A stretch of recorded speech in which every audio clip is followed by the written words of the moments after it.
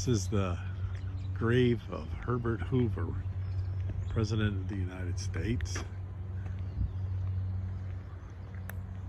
It's buried on a hill in the back of the property here. Which was this his boyhood home? Was here where that little house is standing? They didn't move it here. That's where it was. Correct. So he's basically buried in his backyard,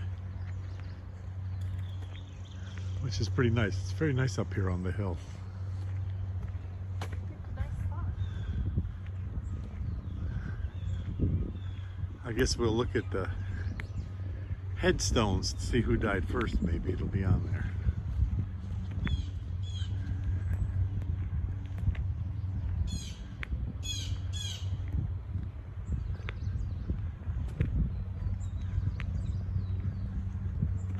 That's a pretty good climb up that hill. No Doc Holliday. No, that's true. There's also a handicap accessible ramp there. Oh We yeah, didn't take. there it is. That's probably the way they'll roll me down on the gurney. Some very nice benches right there. It's got marble top. Very nice.